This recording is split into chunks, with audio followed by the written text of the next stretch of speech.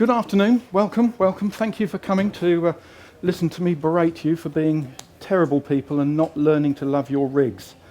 So let me just start off by asking you a question. What is the most important part of a sailing boat? The hull, yeah, right. So what's the second most important part of a sailing boat? No, not the sails. The rig. Because if you don't have the rig, you're a motorboat and you have to put a balaclava on. Yeah, so you've got to learn to love your rigs. Why should I check the rig every time I go to my yacht? I'll answer it for you since you're not talking to me. There we go. Have a look at that.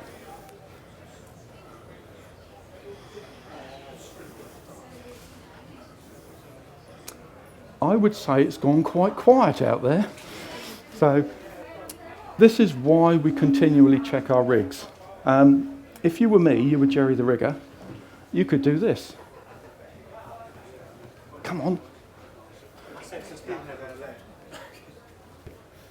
There we go. But unfortunately, you can't do that at sea. So what we need to do is prevent this from happening.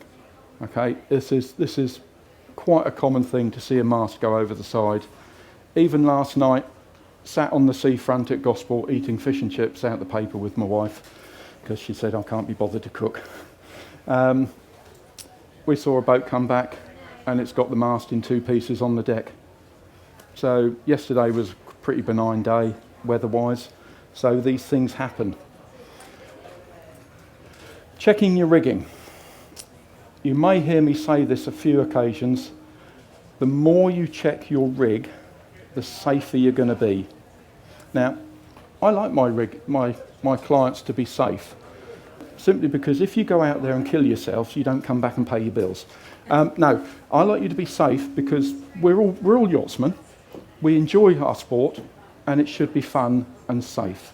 These are all pictures that I've taken over the years, many of them in Las Palmas. I work for the World Cruising Club as well, who organise the ARC race, the Atlantic Rally for Cruisers. So I go out to Las Palmas every November for the last 12, 13 years and start checking rigs. And these are some of the faults that we find. But they're so simple for you guys to check. All you've got to do is look up the mast. Simple little things here. You can see up here, there's a big gap. Now, if you didn't know that this gap wasn't meant to be there, you're not going to know this is a fault. So what you need to do is just get familiar with your mast. How many of you know what make of mast you've got? Who's got a Selden mast? Since we have been kindly loaned a Selden demo mast here. Sparcraft mast? Who hasn't got a clue? Yeah, it's that big lump of metal up the front that just gets on and looks after itself. Shame on you. Yeah, you've got to learn to love the mast. So let's go to the next picture. More things to look at. Top of the furling system. Can you see in here, there's no bushes. In this one, the bushes have been put in. If you don't have the right kit in there, when that furling system, like this one, when you're continually turning this, and this is rattling around at the top, if you haven't got the bushes in there, it's just going to wear the wire away. And what happens when the wire wears away? The mast falls over. So, but how many of you know that you need to have bushes in there? You don't. So you have to read the manuals that come with the kit. I expect you all read the manual that came with your engine, because you'll change the oil, you'll change the filter, you know how to bleed the engine. But you've got to love your rig. The rig's beautiful. You know, learn about how it goes together so that you can see and spot the faults. Because the more you check this, the safer you're going to be. This is what happens to the wire. Can you see how damaged it is?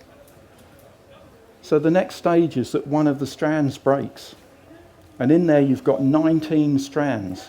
And when one breaks, you've then got 18 doing the work. So a second one will probably break. And then you've got 17 doing the work of 19, and so on and so forth. When about 4 strands are broken, it's probably time to think about changing your trousers, if I may phrase it that way, because it's soon going to completely fail. So if we didn't have this Jenica bit out the front, and we just had this furling gear, because we didn't look after it, where's the mast going to fall when this breaks? Yeah, straight back into the cockpit. It's a scary thought. Simple things. Now, when you check your rig, you imagine I'm in the cockpit of a boat. Let's pretend we're in that boat. That's a Naiad 37. To spot that fault, all you need to do is walk down the side of the boat, down, and just sort of bend over and look at the rigging screw, and you can check that the split pins are all in there. So no split pin at all. So the next thing that happens is the clevis pin works its way out, the mast breaks. All because nobody did that little bit of a walk. It's when you're sailing, it's great, sit in the cockpit, have a cup of coffee, gin and tonic, eat a piece of cake. But every now and again, just get out, walk around the deck, have a look at all these little bits and pieces. When you went to the boat, you probably checked your fuel level. You started the engine. You checked the water was coming out the back. The sirens and signals that go on when you turn your engine on and off, they were all right. And then you get out into the briny, you put your sails up, you go for a sail, you sit back, and nobody loves their rigging. Because basically you don't go and check it. So the more you check it and the more you pick up on little bits and pieces like this, the safer you're going to be. This is a complete and utter nightmare. This is a shackle. This is twin forestays on a French boat. A shackle has no place at all in standing rigging. It's just not designed for it. So if you've got shackles in your standing rigging, take them out, please, and put toggles in. This is a toggle here. Over here, no split pin. If we look at that from a slightly different angle, here it is, you see what's happening here where the split pin was missing. All because nobody looked, nobody thought about the rigging. That bow is at the front of the boat, obviously, and it's up against the pontoon. And the crew and the skipper, they're coming up to the boat and they're stepping on, and it's right there in front of them, and nobody's looking, because it's just that chunk of metal up the front, isn't it, that you hang your sails on. So, constant vigilance. Keep looking. Look at all these little bits and pieces.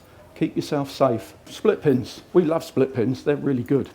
They're really nice, articulate bits of metal. I do like rigging. I can't help it.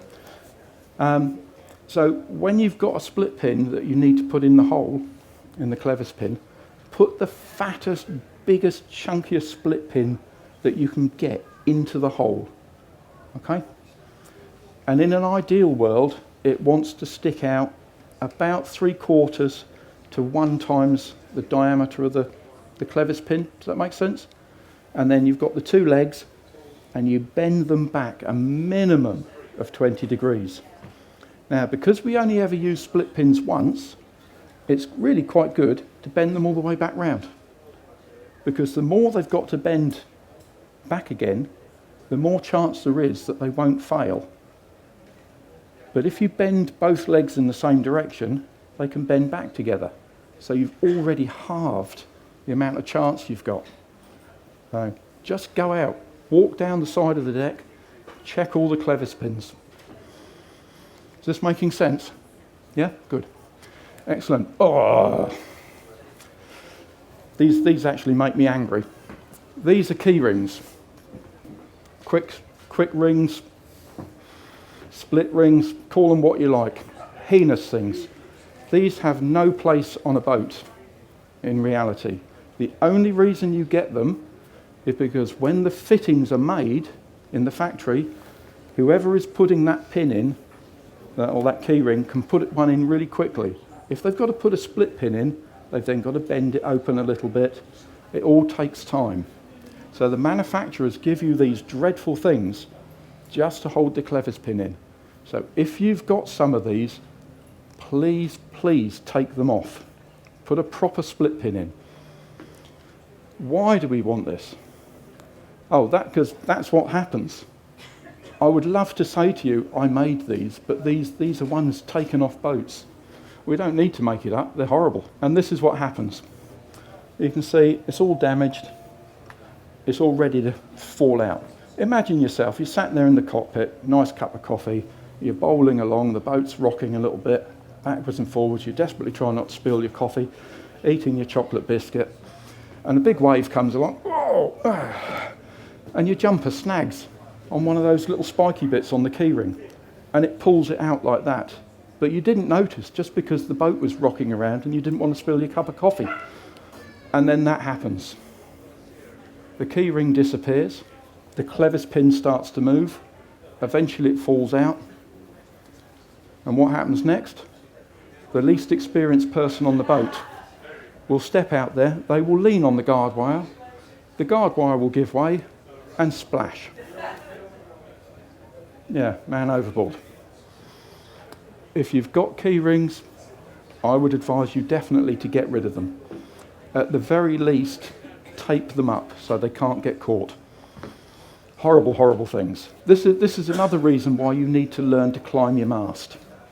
You can sit there and be winched up if you want, that's fine, but you need to go up and have a look at things. This fitting here is akin to a fitting, say like this one here.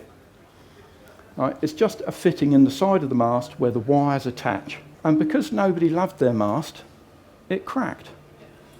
Because it wasn't washed occasionally and looked after, the corrosion builds up.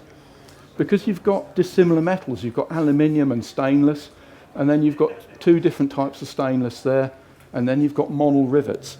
All these different metals produce corrosion. And that corrosion can build up and build up and build up, and it will break things. It's very, very powerful. You end up with a crack in the mast, and that crack will only ever get bigger. And the bigger it gets, eventually the mast fails, it falls on your head, and I imagine it probably hurts.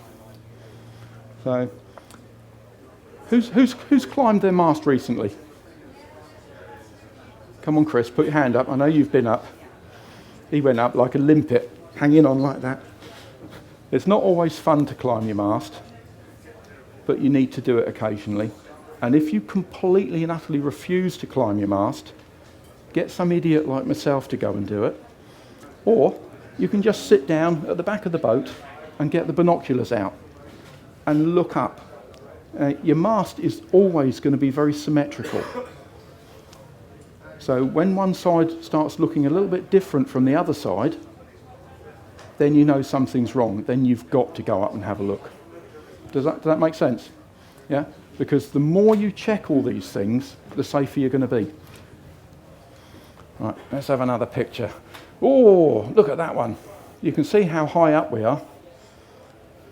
This is a Sparcraft rig, swept back spreaders, and they have a habit of cracking on the inboard end. This is the mast here, and this is where the clevis pin runs through that holds the spreader on.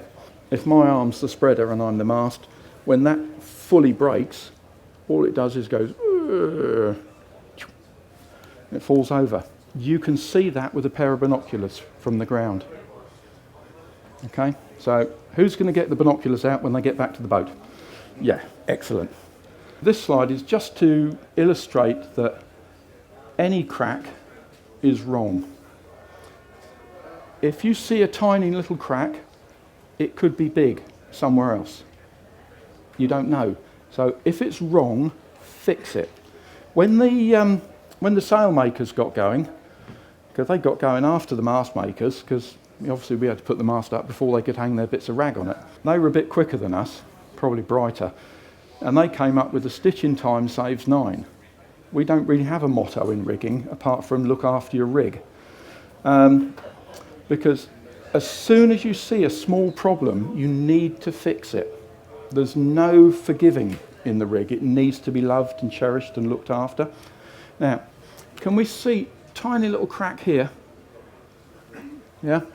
Well, when we took this fitting off, that crack ran all the way along the back of the weld, down there, all the way back down under there, and there was about 5mm of metal left holding that spreader on. You couldn't see any of it, but you could see that tiny little crack, that first start. So you need to investigate further. Again, the same problem as before with the other crack spreader. When that bit fails, the spreader folds up, the mast falls over. Yeah, not too bad if you're in the Solent. Not even really that bad in the middle of the English Channel. As long as you're not actually in the shipping lane, that would be bad. Middle of the Atlantic, quite a problem. You don't want to be losing your rig out there. But you think of the financial implications of losing your rig. We've just replaced a Bavaria 42, and it came to something like £27,000. It's a huge amount of money. All because nobody actually walked forward and checked a split pin or went up the mast and checked it. They didn't make certain that they were going to be safe. This is a good one. I could probably show you 3 dozen pictures of this. This is an old style Sparcraft fitting, and this is where the kicker or the vang joins the boom. So on our Selden mast here, that is akin to this fitting here. Okay, this is really difficult for you guys to check because you have to walk out of the cockpit, around the spray hood, up onto the side deck. Oh, my poor knees. And then you've got to bend your back and look up. I mean, how bad is that? But once that cracks, it then fully breaks. And then the next stage is that the kicker starts puncturing up into the boom, and then the boom folds in half, and you've got all the problems associated with that. Okay? All because nobody did that little walk. You know, go round, look at things, get hold of them with your fingers, give them a wiggle and a waggle. That's technical terms for you. Now, the more you get familiar with your rig, and the more you understand how it works and what it should look like when it's good, the safer you're going to be.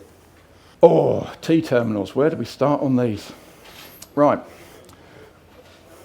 Not that you know, but this is a Selden mast, because I remember. This is a Selden backing plate.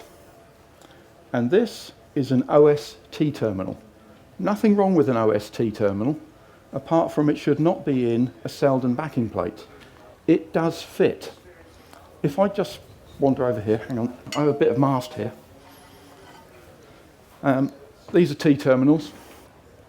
This is a Selden T-terminal, Selden backing plate, and it just hooks in and helps hold your mast up.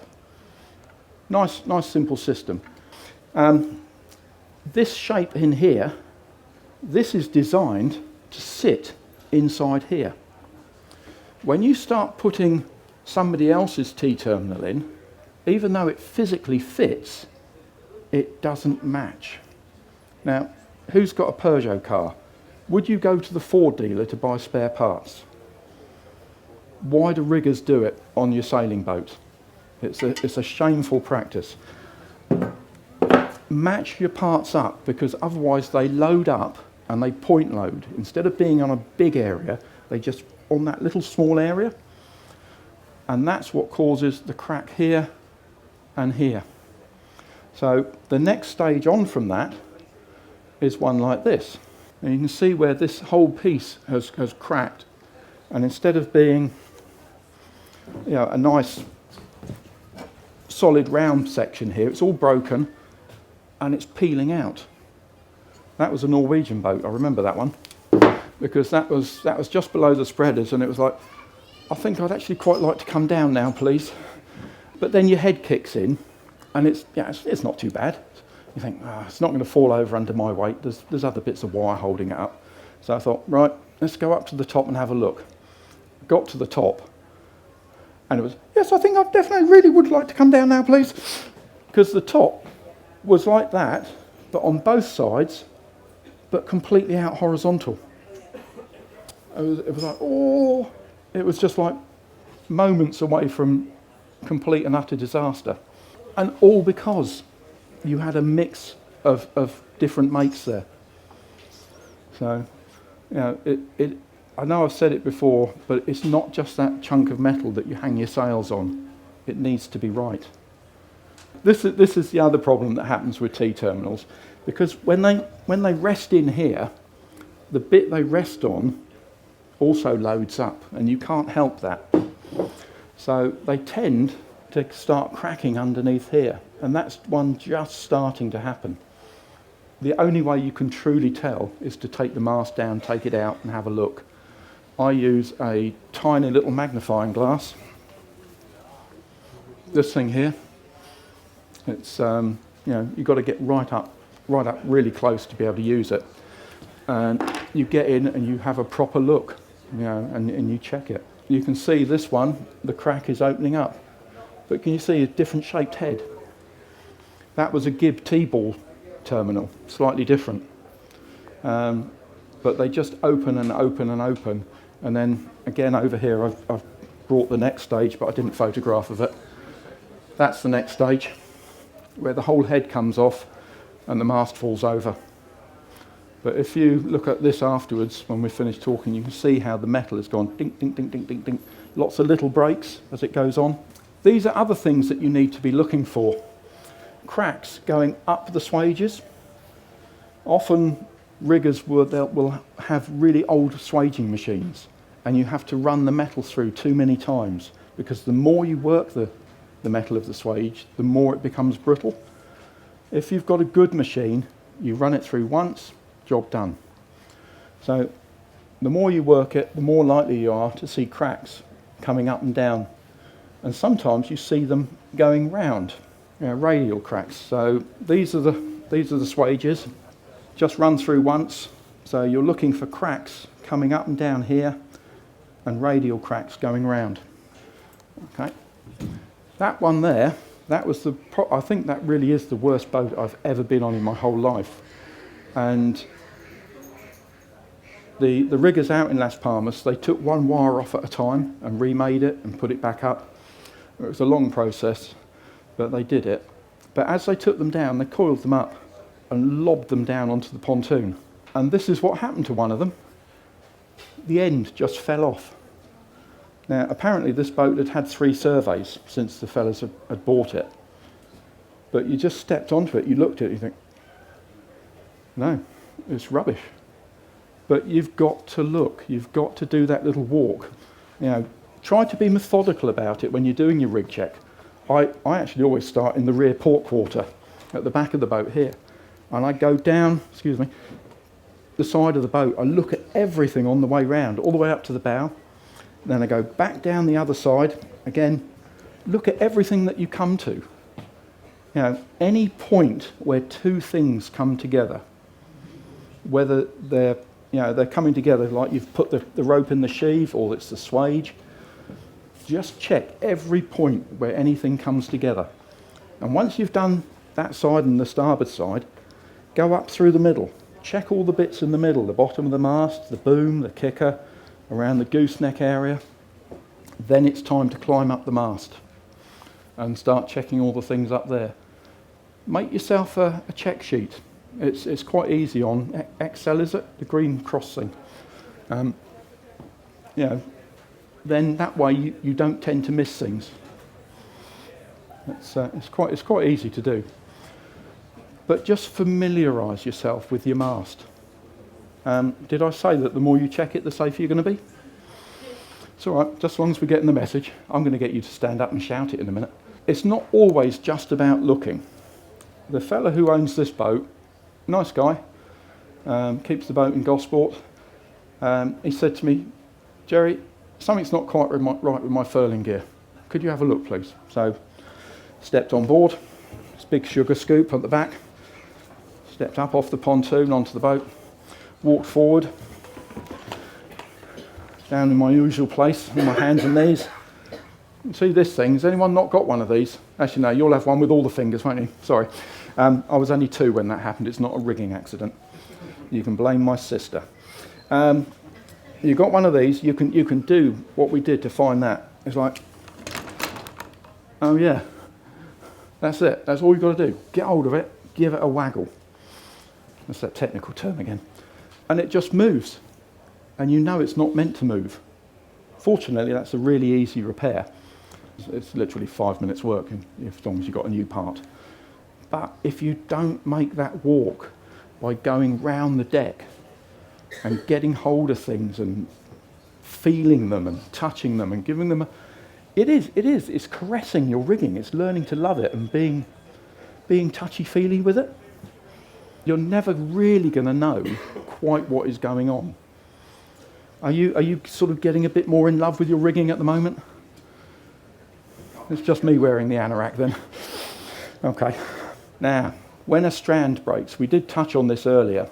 Sometimes they're really obvious, like this one, and you just get onto the boat and you think, you've got a broken strand there, sir. Why haven't you seen that? Well, it's because the wife had the washing hung up on there. Yeah, right, you should have walked around and had a look. But it comes back to that thing again. Go and have a little look. Go and enjoy it. Sometimes they're not so easy to see. Now, this one's up the top of the mast. Can you see just here? The strand is broken. You can just see the broken end. That's not good. Now, this is where you're really going to love your rigging. I'm going to get you caressing it and shutting your eyes. Well, you shut your eyes when you kiss your partner, don't you? So, we are now going to love our rigging. Now, this one has got one broken strand, and I want you to come and play with this before you leave. I want you to feel this. So, this has got one broken strand. Please don't cut yourself, because the blood makes a mess of the grass. Shut your eyes, have a little feel. Only over about this sort of distance. And when you get back to your own boats, do this on all your swages. And if you can feel a lump, you've probably got a broken strand. If you were to feel one of these ones, these are good. That's how they should feel, nice and smooth. But if you can feel that lump, that's the giveaway. Now, when I found that one, I was climbing up the mast. Now, my method of climbing is I climb up the wires. I put a pair of wellies on, wrap my leg round the wire, and just climb up. It's a bit weird, but it's not good for your knees, but it does work. And as I put my hand up, I thought, oh, lump. But you can do this check for yourselves. You can go round, you can get hold of your wire, and just close your eyes, give it a little squeezy feel, and you know, hopefully you won't find these problems, but if you do, then you can get them repaired, because then you can go out and enjoy your sailing and have lots of fun. Now, these are just to show you really where the classic break point is. So that looks okay, but it's actually got two strands that are broken. So if we wrap them back in again, you can see that they actually break just inside the end of the swage, which is not really very helpful because you can't see it, which is why we do the touchy-feely and find the lump. You don't always see that broken end, but because, you know, we were saying earlier, you've got 19 strands in there, and the 18 that are left, or 17, they pull up tight and they squeeze the broken ones out slightly, because the broken ones relaxed, because under the tension of the mast being up. So they squeeze out and you can just feel that lump. It's normally over about 6 to 8 inches, 150, 200 millimetres.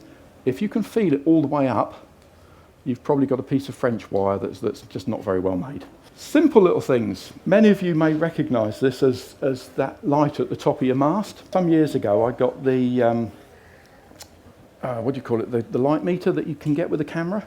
You know, in the old days we had separate light meters.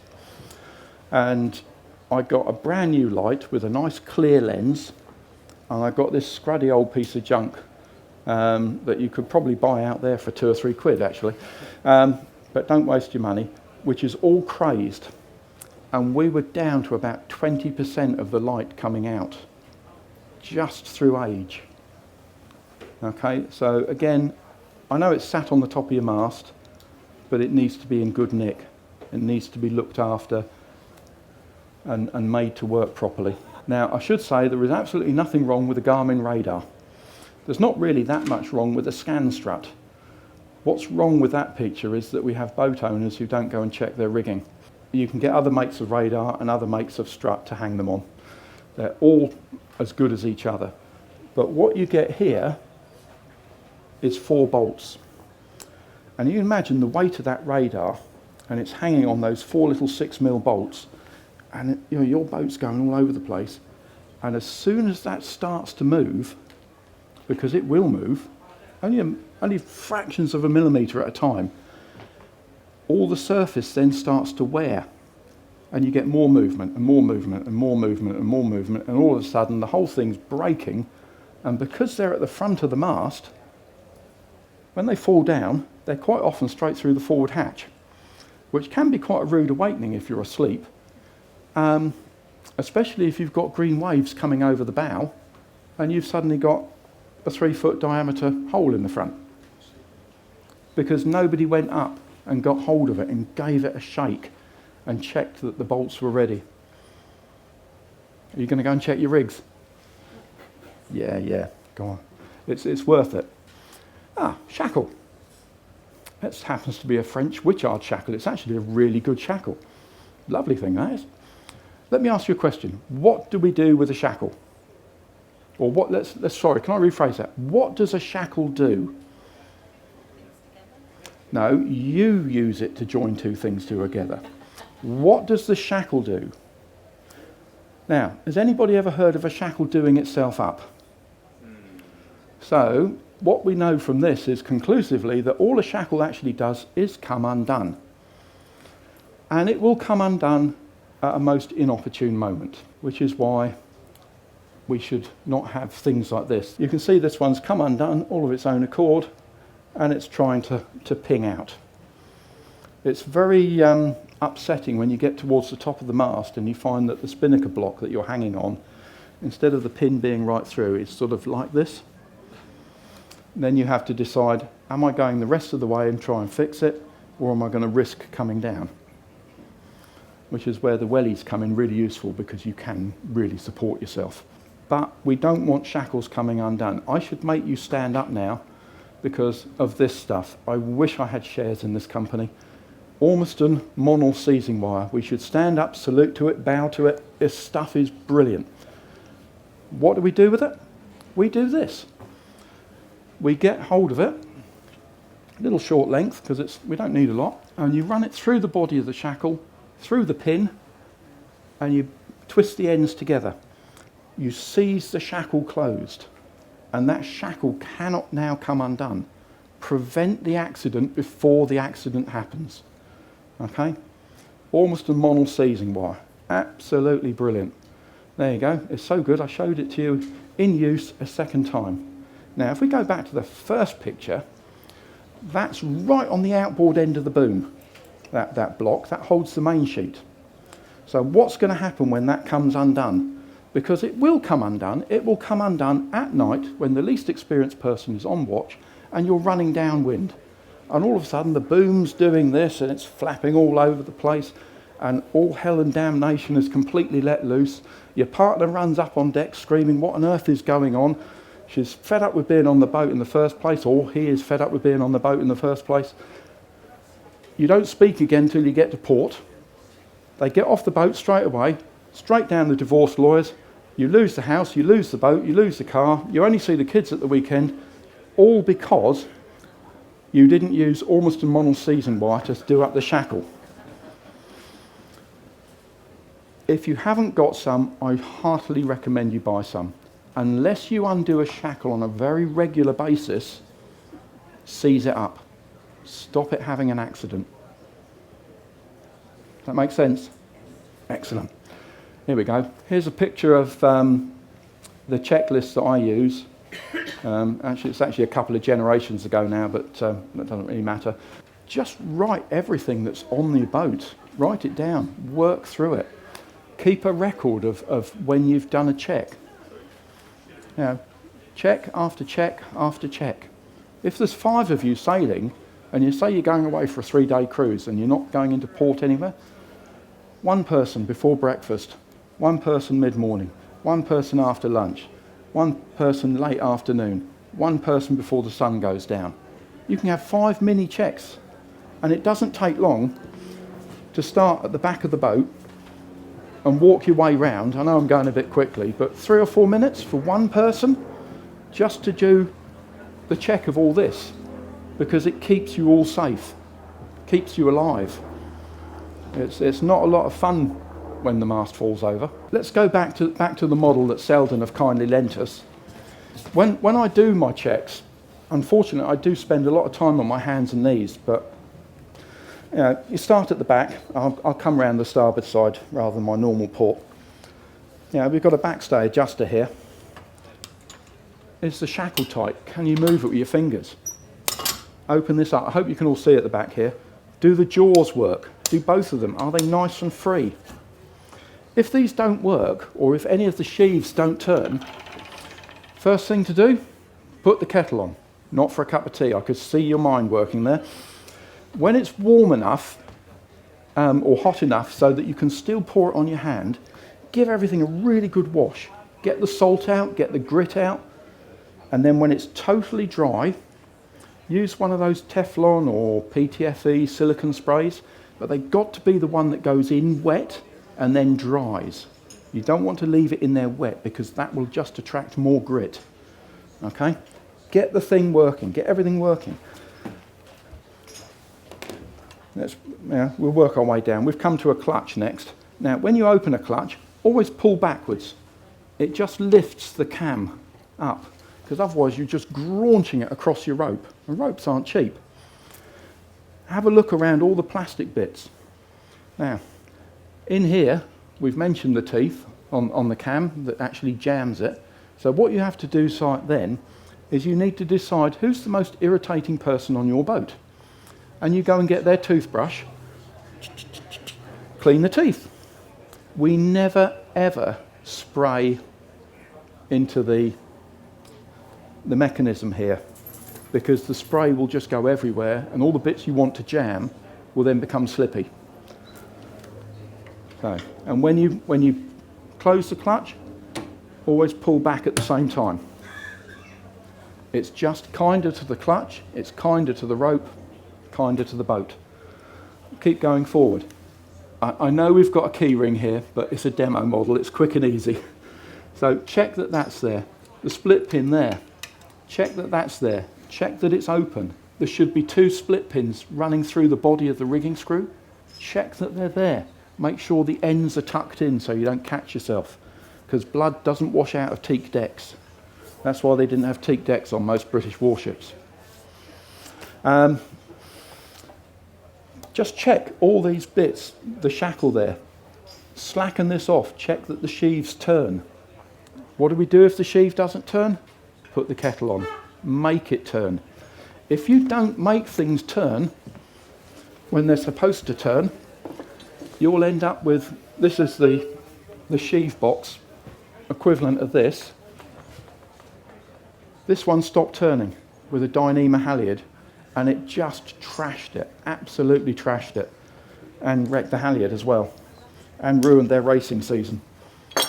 So just go round and check. Check in your goosenecks. You see, these are nicely packed out with washers. This is a modern system where we have a stainless casting here. If you've got the old aluminium system, what you want is nylon washers. We call them the wear washers. Most people don't realise that we're even there in the first place. So when they've worn away and they're gone, you don't know. You don't want lots of play. That's about as much as you want. It needs to be fairly firm. Okay? Just keep moving on. Check all the bottoms. Check that the halyard exits are okay. Check the spreader brackets, which are missing. Make certain that the furling system turns. Most of you have probably got 36 40-foot boats. £2,500 for a new furling system if you buy a cheap make. Give it a wash occasionally. It's just kind. Give it a bit of fresh water wash. Just work your way down. Look at absolutely everything. All the moving bits at the bottom, wash them all out. Read your manual to see what you grease, because some of them work on fresh air and water, some work on silicone greases, Some work on conventional old-fashioned greases. You know, get the right bit in, learn about your boat, make it work beautifully, keep yourself safe. This is the bit where we want the kettle drums to go off, like the big dum dum dum, where it's all doom and gloom. Because rigging repairs at sea, when it does start to really properly go wrong, what do you actually do? What can you do to save yourself? If you're out in the Solent, not too bad. You know, you're not that far from port. If you're a bit further away from sea, you need to start doing this. So as soon as you notice a problem with the standing rigging, make it the lee side. Get the pressure off of it. Okay? Brace up the mast with spare halyards, but don't let the sails flog, because you don't want to shake everything and then bring them down. Get some control. And then you've got choices. There's three main methods you can use. One is that you carry a spare set of rigging. Some people do. There's a gentleman in Fareham with a Westerly 23. He's got a spare set of rigging in the lazarette, just in case. Nice fella, but there you go. Carry a set of Staylock rigging repair terminals. Could I borrow you, please, sir? Yes. And your name? Alex. Alex. This is Alex, everybody. He's going to be my demo model. I'm afraid he's slightly better looking than me, which is always a disappointment, but normal.